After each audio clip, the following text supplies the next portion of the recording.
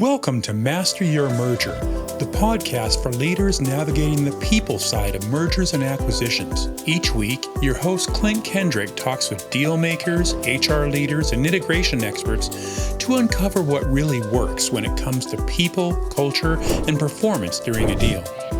From retaining top talent to aligning leadership, you'll hear real stories and actionable insights from the people doing the work, all designed to help you make your merger work. If you're leading through M&A, this is your weekly playbook.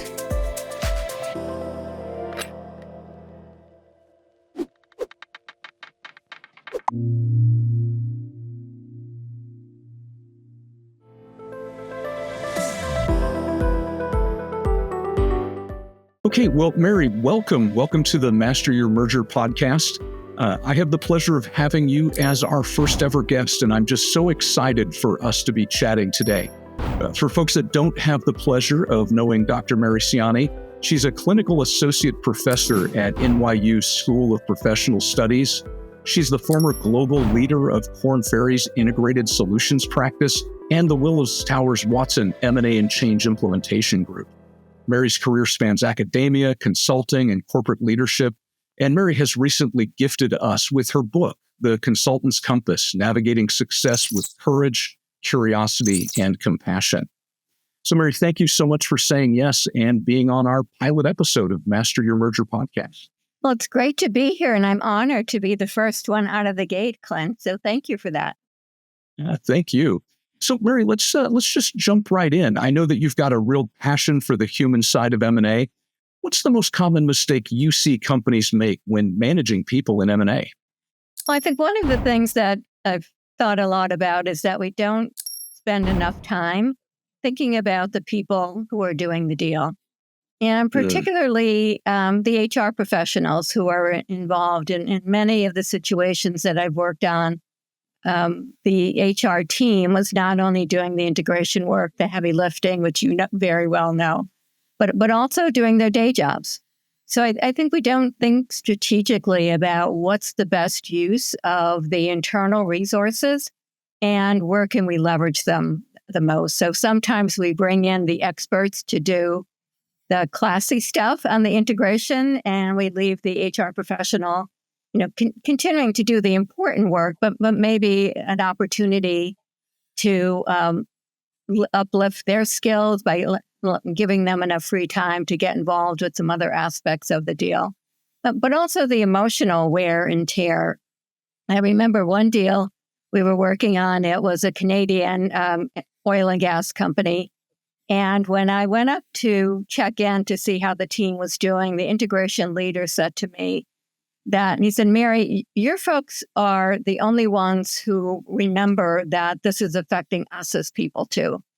A lot of the consulting firms are just so focused on filling out the spreadsheets, meeting the deadlines, but your people check in with us. And that really struck me, a beautiful testimony to our team doing the work, but it struck me that was unique and unique enough for him to comment on. So I think that's one thing about being much more intentional about how we care for those caring for the people in our organizations. Well, that's such a good point. And I know that a lot of times you end up seeing folks that just get really burnt out by the end of one of these projects. And that empathy can make such an enormous difference. What have you seen in the past works for that self-care for folks trying to take care of themselves as they go through one of these deals? Yeah, I think there's a number of things. And I think, sometimes when there's so much work to do, it's hard to think about taking that time off, right? That mental health day. So I think it's incumbent on the leaders, the integration leaders, to make that a non-negotiable, right? To make sure that people are taking that time. I know that in consulting, it's easy to track that because we would track billable hours. And when we would see what someone actually billing too many hours, we would intervene. And I think that sometimes you need to say it's okay to take that time off. I think the other thing that I've seen work really well is to celebrate the milestones. Like we're now the deal closed, but there's lots of milestones between the deal closing and day one. So how can we think about just recognizing and rewarding people? Because I think that goes a long way to burnout too, just to know that the long hours I'm putting in are being appreciated. And then just finding time to be together, right? To have that check-in, to see how people are doing, and to recognize that it is an emotional journey. I remember one of the stories in my book where a colleague said to me, he said, I remember a time when we were working on this deal and it was such a mess. And we were in with the client who was the head of HR. And he said, I kept telling myself in my head, this is such a mess. This is such a mess. So afraid I was going to say that out loud. And he said, you were so calm in that situation, but it's because it's not affecting us, right? As consultants, it wasn't directly affecting us, but it's how we interact with each other. So I've seen sometimes integration teams get stressed because the leaders are panicked, right? So if we're a leader, we have to come across with that sense of calmness, letting people know it's going to be okay, because if we're panicked and anxious, other people are going to be that way too. Yeah, that's a great point. A lot of what you were alluding to has really been tone at the top. So with you as a practice leader, making sure that your people are okay, really setting that tone for some empathy and understanding what's going on. I know one of the things that I tend to notice is when one of the folks on teams that I've led are sending out emails at 1 or 2 in the morning. And I've had to have those conversations that say, look, if there's too much workload, we need to talk about reallocating, because I really need you to get your sleep and take care of yourself. So I think it's so important that as leaders, we step in and really empower that self-care as we go through the deals. Yeah, and M&A is high risk, right? So we have deadlines to meet. We have critical decisions to make. If we're not operating at the top of our game and we're not rested, right, and we're not taking care of ourselves, there is a ripple effect to all of that. And it has an impact on the people that we care most about, who are the employees, the people going through the transition. Absolutely. So, Mary, in your book, you highlight consultants really as strategic partners rather than these distant, remote, guru experts on the hill. And you point to that being a shift in the way that we look at how consulting's done in the future. So why is that a significant shift, in addition to what we've just talked about with knowing what your clients are going through? I think it's a shift that, if I had to speculate, was only going to increase, because a lot of the services that consultants would provide, the data, right, the information, things that can now be very well provided through an AI tool, right, the analytics. So I think increasingly our role is going to bring not just the empathy that we talk about, because I think sometimes having that coach, having that trusted advisor helps us get through those tough times.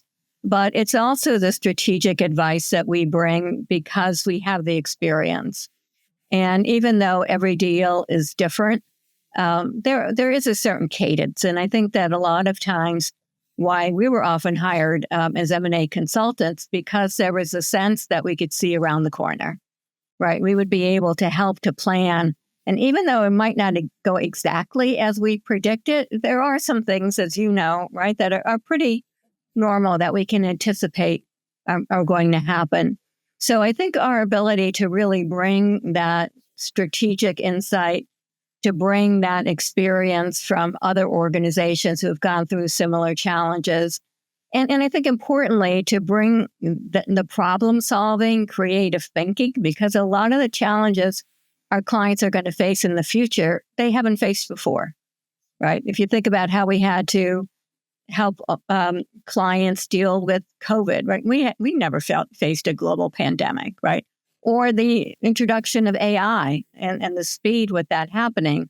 We haven't had to deal with digital transformations of the same scale, accessibility, and speed that we now have to deal with, the way AI is changing the way everyone works.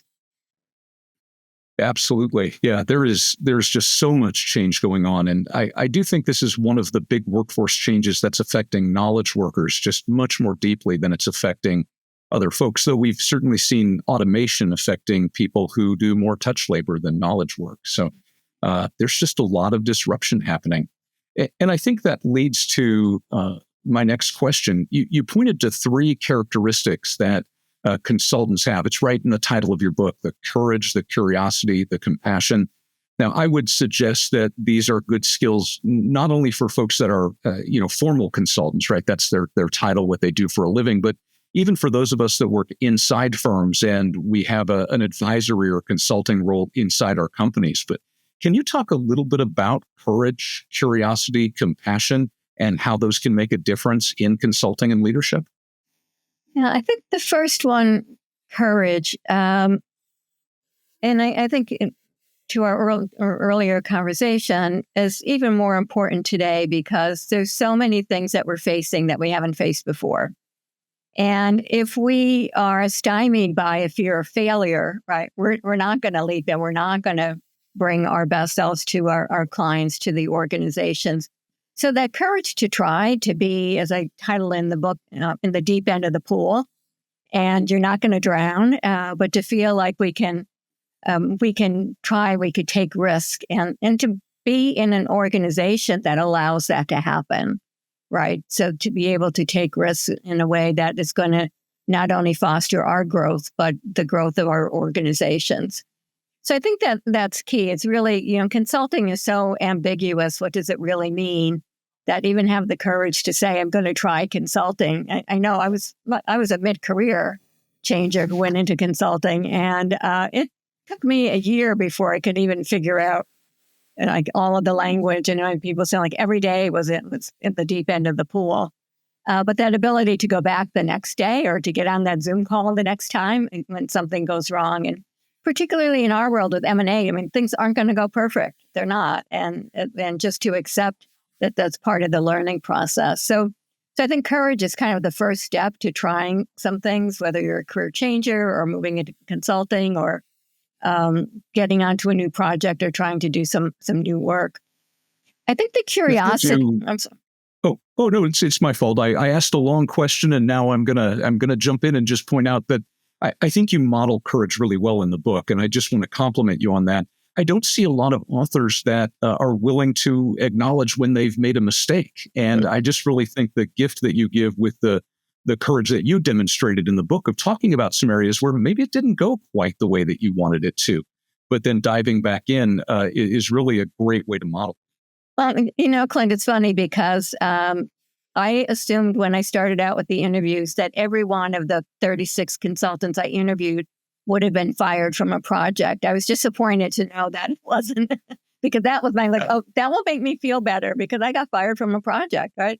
And at some point, it's always easier to talk about the things that didn't go well. I had to say, I needed to be deliberate about talking about some successes because I didn't want people to think I was like she didn't do anything well. How did she ever get these jobs? So thank you, and I think that's an important characteristic is to have that vulnerability, to be able to say, I need help. I don't know how to do this, because in today's world, you talked about disruption.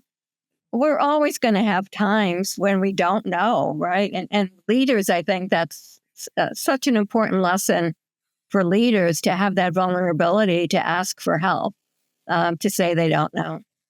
Yeah. Well, Mary, I can help you out a little bit. I was fired from a project as an internal person several years ago.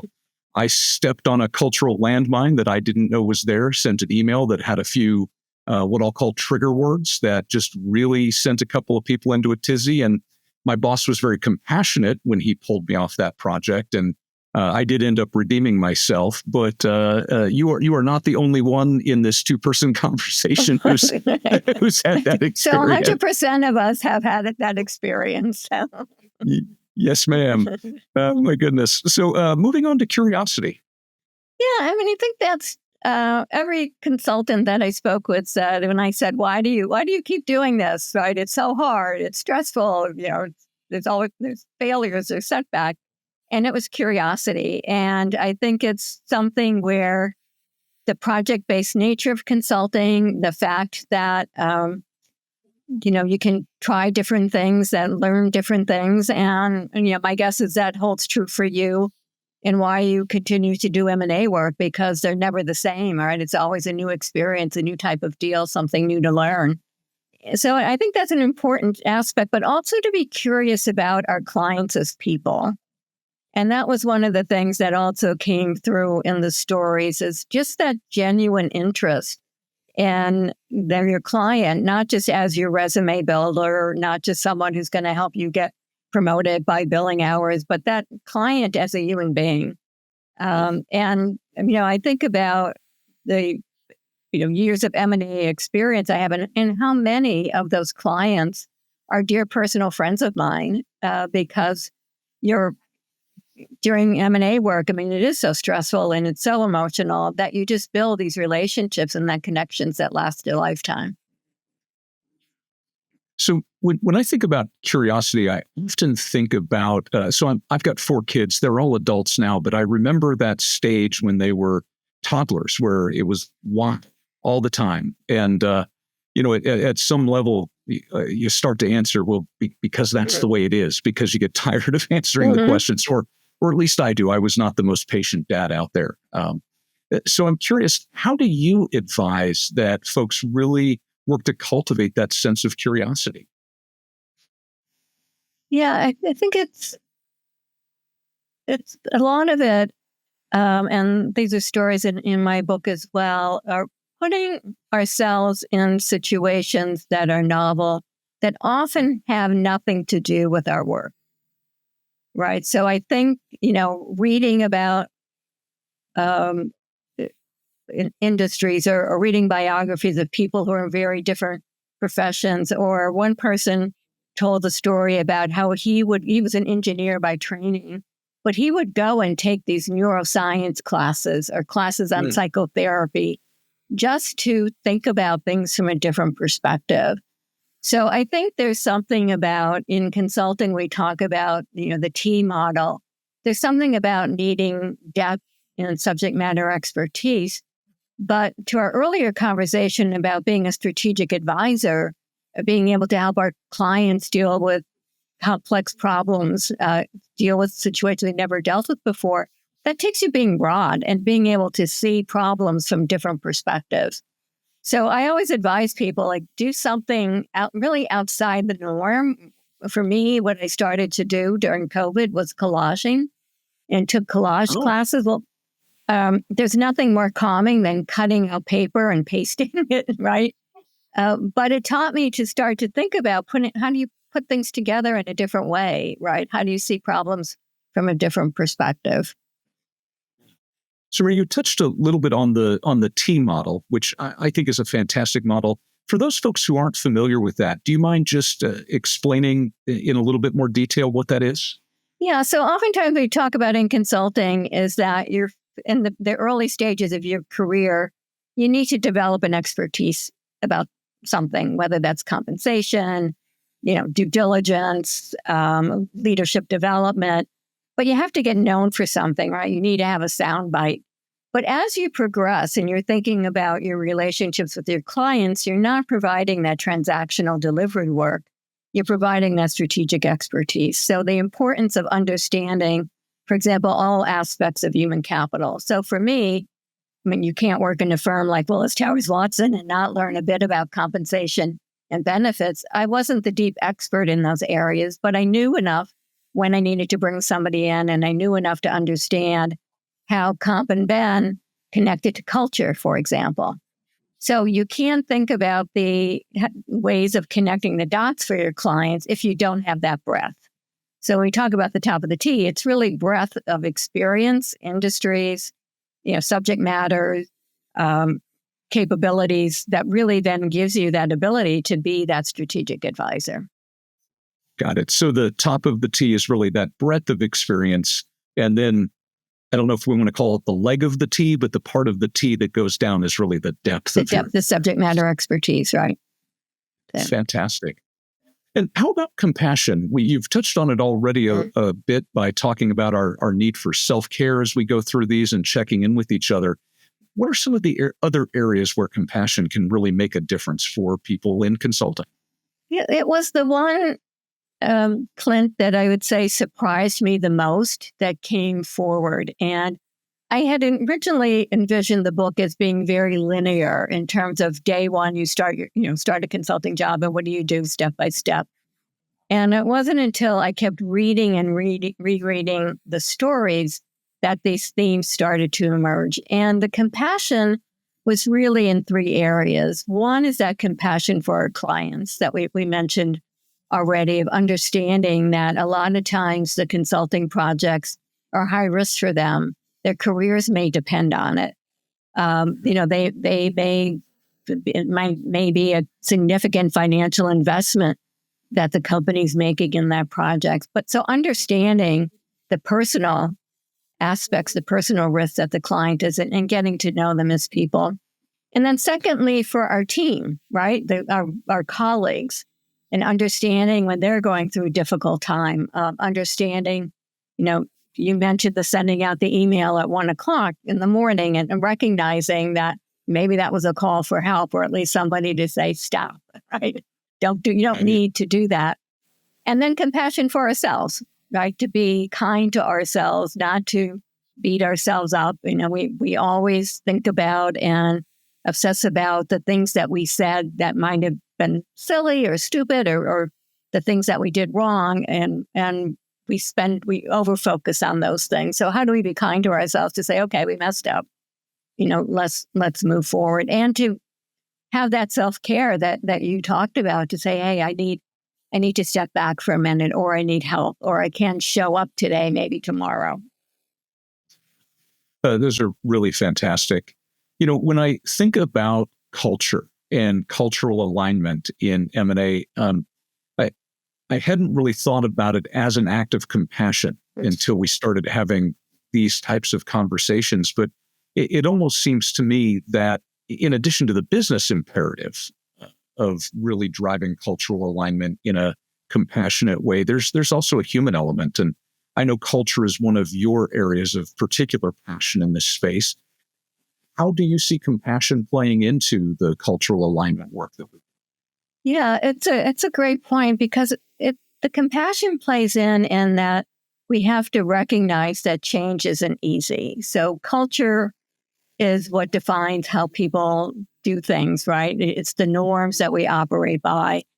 And when we think about culture change, it's thinking about how do our brains work, right? And how do we take away that sense of what Cotter calls the survive or thrive mode, right? So it's the sense of how do we create that space for people to be open to the change? So it's understanding that a lot of times there are aspects that are cultural that people value and pay attention to. I remember one of my first leadership jobs at Towers was bringing together different lines of business into the change implementation practice.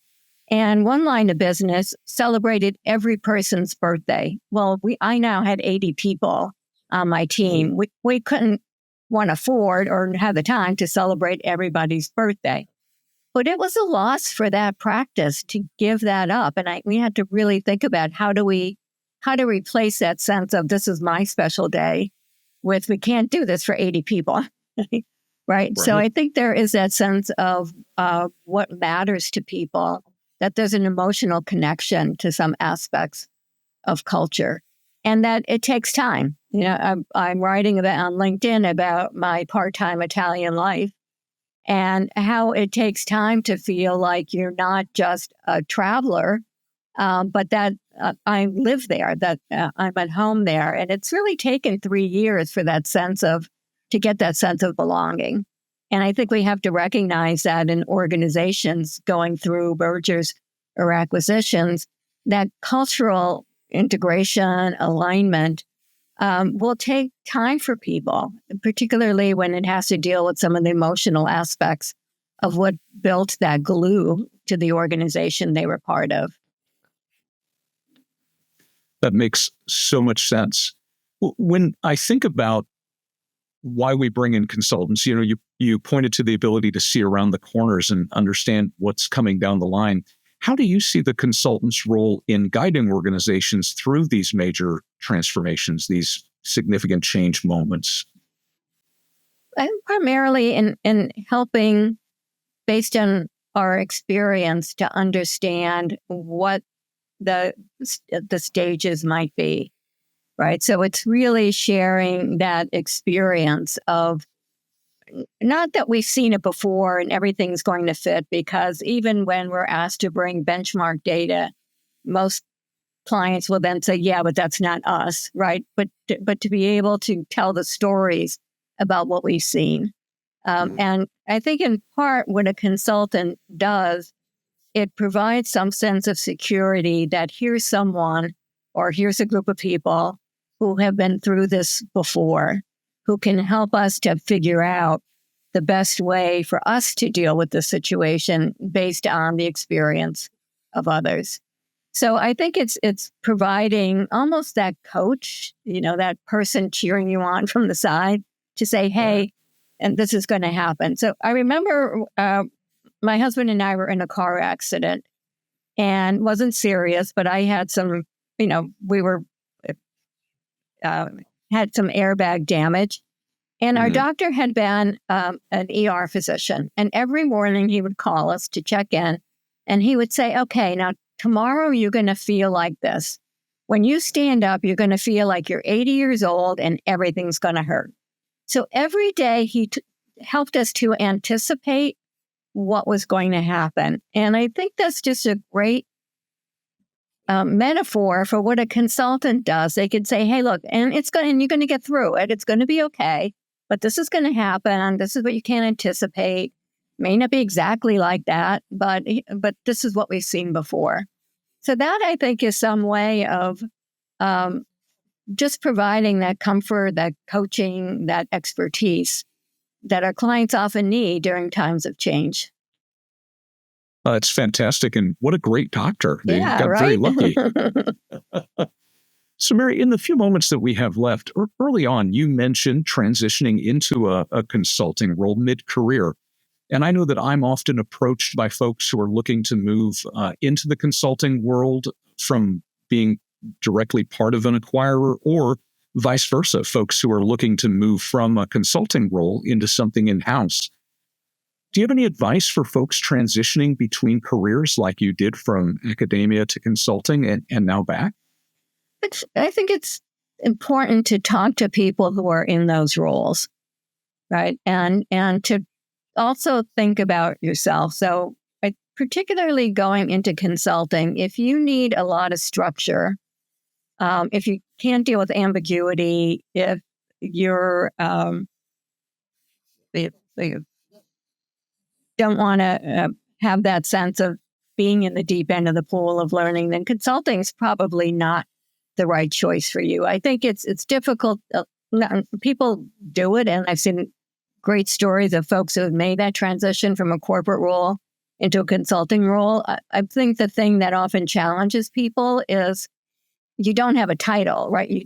Your sandbox in consulting it doesn't have boundaries because there's so many other people that do similar things. So I think it's a very different way of thinking about how do you influence, how do you gain credibility that's different than when you're in a corporate role.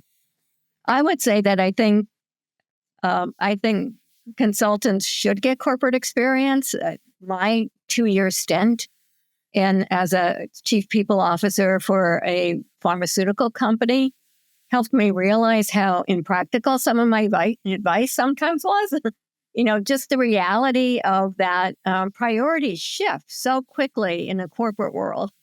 And if you're not in tune with that, sometimes what we suggested our clients do is impractical. So I remember working on one M&A proposal, and one of the comp people had put in that they were going to do these 3-day workshops in the midst of an M&A. And I had to say, in what world are you living in? These people don't have 3 days to go to an offsite. We have to think about. So I think getting the experience both ways sometimes creates an appreciation for what the other side is dealing with. That's fantastic advice. Well, Mary, thank you so much. I know we could dive deeper into any of those topics, and unfortunately, time doesn't allow for that today. I'm sure that we'll be connecting again and having you back on as we get more and more episodes under our belt. But for today, I just really appreciate you being the first person to say yes, for coming to join us and really sharing your wisdom from so many deals under your belt, so much experience that you've shared, your compassion for the people working their way through M&As. And I just really love that your first answer out of the gate was that we need to look at the people working on the deals. That's so fantastic. We often look at people focus, and we obviously are concerned about the people that are going through this massive change, but we often don't worry about ourselves. And I just really appreciate you bringing focus on that as we kick things off. So, Mary, for folks that want to get in touch with you or read your book, where can they find you and the Consultant's Compass? Well, they can find me on LinkedIn, Mary Cianni, and they can find my book, The Consultant's Compass, Navigating Success with Courage, Curiosity, and Compassion, on Amazon. And it's also available on Audible if you prefer to hear your books. Wonderful. Well, Dr. Mary Cianni, thank you so much for joining us, and I'm looking forward to our next conversation. It's always a pleasure, Klint. Thank you for having me. Thanks for listening to Master Your Merger, hosted by Klint Kendrick. Be sure to follow or subscribe so you never miss an episode. And if you found this valuable, share it with someone leading through a deal. To explore toolkits, resources, and upcoming programs, including our free roundtables, visit masteryourmerger.com. We'll see you next time.